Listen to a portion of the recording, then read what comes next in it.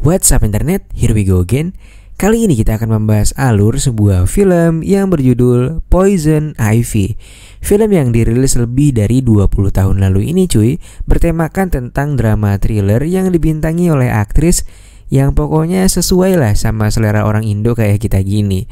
Jadi tanpa berlama-lama lagi, langsung aja kita masuk ke dalam alur ceritanya.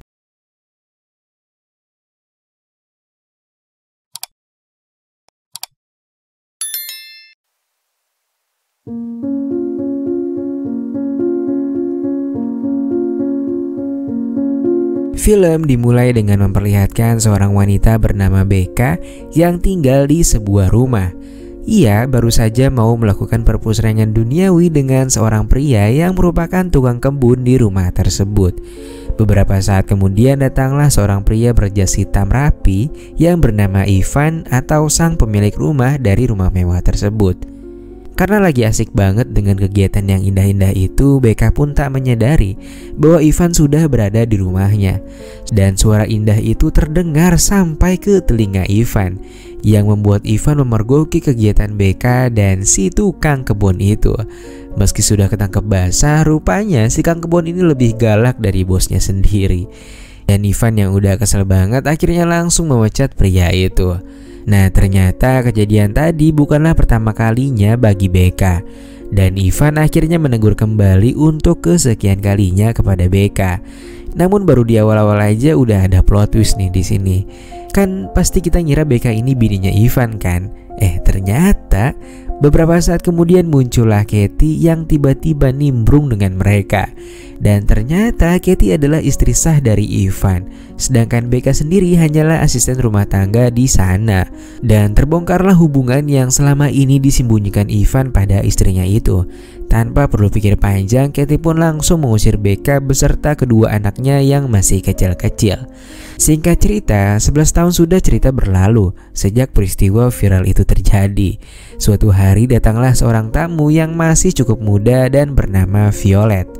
Dia pun menyampaikan pesan kepada seorang pelayan kalau dia ingin bertemu dengan Joy atau anak dari Ivan. Nah, si Violet ini ternyata adalah anaknya Becca. Meskipun ibunya sempat membuat masalah di rumah itu 11 tahun yang lalu, namun keluarga Ivan tetap menerima kehadiran Vio dengan baik hati. Terutama Joy atau anaknya Ivan yang sewaktu masih tinggal di rumah itu, Vio merupakan teman sekaligus sahabat dari Joy. Ivan pun tak kuasa menolak permintaan sang anak untuk mengizinkan Vio tinggal di rumahnya. Kebetulan saat itu Vio berencana melanjutkan sekolah sembari bekerja paruh waktu di kota itu.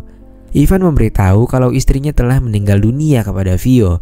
Vio lantas mengucapkan bela sungkawanya kepada Joy dan juga Ivan. Dan akhirnya Vio pun mendapatkan kamar pribadinya sendiri yang dulunya merupakan peninggalan Katie. Malam itu Vio dan Joy menghabiskan waktu dengan berbincang seputar kehidupan Joy. Joy sendiri merupakan pemain tenis profesional dan sebentar lagi ia akan segera melangsungkan pernikahan dengan Michael, kekasihnya. Sikap mencurigakan Vio mulai terlihat saat penghuni rumah mewah itu sedang sibuk dengan rutinitasnya. Secara diam-diam Vio memasuki semua kamar yang ada di sana dan melihat-lihat barang pribadi milik Joy.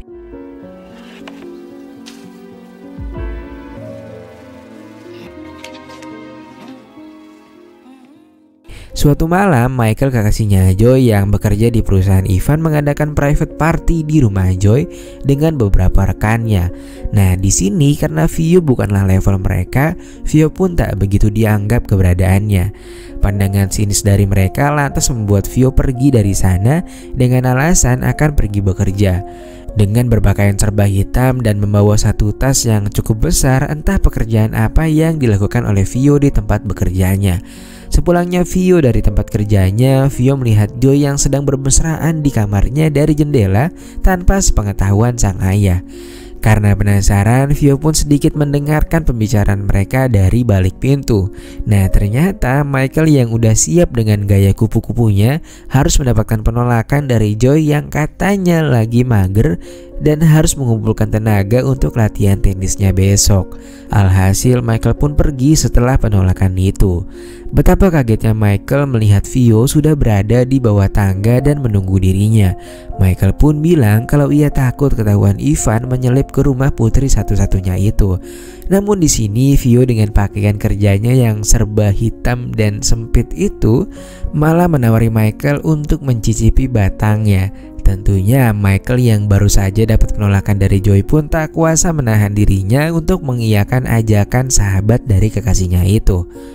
Setelah membantu Michael mengeluarkan kental manisnya, tiba-tiba Vio kedatangan Joy yang mampir ke kamarnya. Joy pun akhirnya curhat tentang permasalahan pribadinya dengan Michael. Dia merasa kalau dia nggak pernah mencapai puncak Jawa Barat saat berpusreng dengan Michael. Vio pun mengatakan bahwa itu bisa dirubah. Michael hanya perlu meminum jamu buyung upik atau tisu sulap. Keesokan paginya, mata Ivan hampir copot ketika menyaksikan Vio yang sedang berenang hanya dengan menggunakan bawahan. Ivan sembunyi-sembunyi menonton pemandangan indah itu dari balik jendela ruang kerjanya. Untungnya seorang bibi di sana datang untuk menawari kopi kepada Ivan, yang akhirnya membuat Ivan langsung fokus lagi. Suatu hari ketika Joy sedang berlatih tenis dengan seorang temannya, Vio lagi-lagi membuat ulah. Vio pun menawari mereka minuman jus yang sebelumnya telah dicampur alkalin kepada Joy. Dan hal itu berujung dengan berantakannya latihan Joy dan Jamie atau sahabatnya karena mereka kelingan sendiri sehabis minum jus semangka itu. Tingkah Vio pun semakin menjadi-jadi ketika Vio mengarang cerita kepada Michael bahwa Joy sudah mendua dengan pria lain. Dia juga menceritakan soal Joy yang tak pernah mencapai puncak Jawa Barat setelah berpusreng dengan Michael. Michael yang awalnya tak percaya pada akhirnya malah termakan cerita karangan Vio itu. Beberapa saat kemudian Vio mendatangi ruang kerja Ivan dan membawakannya makanan. Ia mengingatkan Ivan untuk makan malam dan jangan terlalu keras soal pekerjaannya. Vio juga mengarang cerita bahwa berdasarkan cerita Joy, Ivan tak pernah sedikit pun melupakan Katie. Namun Vio pun mengingatkan bahwa dia harus move on dan membuka hatinya kembali, karena jika tidak Ivan hanya akan menghabiskan waktunya untuk bekerja saja. Nah, sampai di sini gua meramal kalau sebenarnya targetnya Vio ini ya si Ivan. Karena kalau Ivan udah kepegang, otomatis dia langsung kedapatan hartanya dong, dan langsung jadi Sultan Wati. Selesai dari ruangan Ivan, Vio pun berenang dah nih. Yang kebetulan di sana juga terdapat Michael yang langsung melotot menyadari adanya pemandangan indah malam-malam, ya kan. Setelah itu Vio pun langsung nyamperin Michael setelah dia tahu kalau Michael juga ada di sana. Dan lagi-lagi mereka pun kembali melakukan perpusrengan duniawi dengan begitu syahdu. Keesokan paginya, Vio pun mendatangi Joy yang masih pusing karena kebanyakan minum pop ice kemarin. Lagi-lagi Vio pun mengadu domba Joy dengan Jamie dengan alasan kalau Jamie pergi meninggalkan Joy di saat Joy lagi teler berat. Lalu beberapa saat kemudian Ivan pun datang sambil marah-marah kepada Joy dan membawa jaket Michael yang tertinggal di dekat kolam renang, yang mana di sakunya terdapat sebuah cartridge yang berisikan sabu. Ivan kesal karena ini pasti akan menyangkut pada performanya saat bekerja di perusahaan Ivan. Dan ya, semua ini adalah rencananya Vio, cuy. Pada malam harinya ketika Ivan ingin dinner dengan kenalan barunya, dia pun berangkat bareng dengan Joy yang kebetulan malam itu Joy juga ingin melakukan latihan. Dan mereka pun berangkat bersamaan. Sesaat kemudian telepon berbunyi, dan itu adalah telepon dari Gwen atau teman dinernya Ivan. Gwen yang mengira bahwa itu adalah Joy menitipkan pesan agar Ivan menjemputnya di tempat yang sedikit berbeda dari yang dijanjikan sebelumnya. Dan 1 jam setelahnya Ivan pun kembali pulang dengan wajah kesal karena Gwen tak ada di tempat janjian mereka, yang lagi-lagi disebabkan karena Vio yang enggak menyampaikan pesan dari Gwen sebelumnya. Ivan pun melampiaskan kekesalannya dengan minum-minum cantik, dan sesaat muncullah Vio dengan gaun merahnya. Vio yang tak ingin membuang kesempatan itu pun tak tinggal diam. Dengan bujukannya, Ivan pun malam itu berhasil mengobok-ngobok adonan Vio. Keesokan paginya di kamar Ivan, Bibi menemukan gaun merah yang dikenakan Vio semalam. Dari sini ia pun mulai menaruh curiga kepada Vio. Kecurigaannya pun semakin kuat setelah mengangkat sebuah panggilan telepon dari Gwen yang bilang kalau dia semalam sudah mengirimkan voice call berkali-kali ke rumah itu, namun tak ada balasan. Bibi pun langsung mengira bahwa Vio adalah dalang di balik kejanggalan itu. Namun belum sempat melakukan tindakan apapun kepada Vio sudah menghadang Bibi yang ingin keluar rumah. Di sisi lain, Michael yang ingin memperbaiki hubungan dengan Joy mendatangi rumah kekasihnya itu. Namun karena saat itu tak dibukakan pintu, Michael pun langsung masuk ke dalam melalui pintu samping. Tak sengaja ia pun melewati kamar Vio yang tak terkunci. Karena penasaran dengan tas yang ada di bawah kasur, ia pun memeriksanya. Dan ternyata di dalamnya terdapat peralatan geli-gelian milik Vio. Nah, di sini ternyata sedari tadi Vio sudah ada di belakangnya. Dan akhirnya Michael pun dibuat tak sadarkan oleh Vio. Beberapa saat kemudian Vio mendatangi Joy dan bertanya soal turnamennya tadi pagi. Joy bilang kalau ia tak berhasil memenangkan pertandingan karena tak dapat berkonsentrasi dan terus memikirkan Michael. Vio lagi-lagi berbohong dan menjelekkan Michael. Dia juga bilang kalau Michael tak lagi peduli dengan Joy karena dia tak datang ke rumah saat pertandingan Joy tadi. Sesaat kemudian ketika Joy sedang berada di dapur, ia pun melihat jaket Michael yang ada di sana dan itu menandakan bahwa Michael baru saja datang kemari.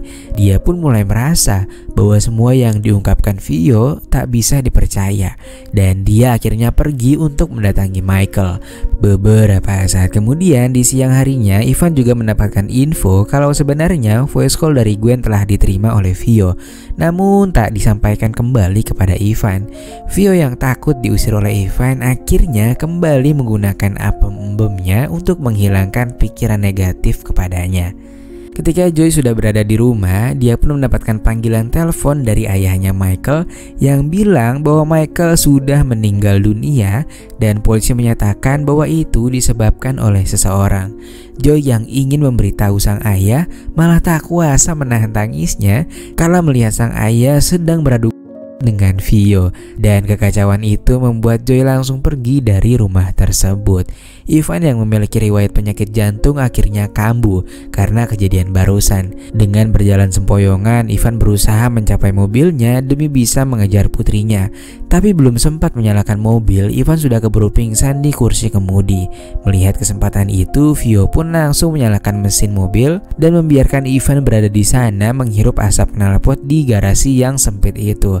Beberapa saat kemudian, Joy yang sudah pulang sehabis menenangkan pikiran mendapati listrik di rumahnya padam. Lalu ketika sedang mencari cetekan listrik, dia malah menemukan jenazah Bibi yang disembunyikan Vio di dalam lemari.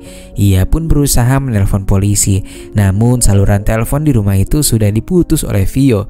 Nampaknya Vio yang sakjiu ini ingin membalas dendam pada keluarga Joy. Joy dan Vio pun akhirnya bertemu di kamar. Joy lalu diminta olehnya untuk mengulang kembali kejadian di masa kecil mereka saat mereka sedang bermain boneka.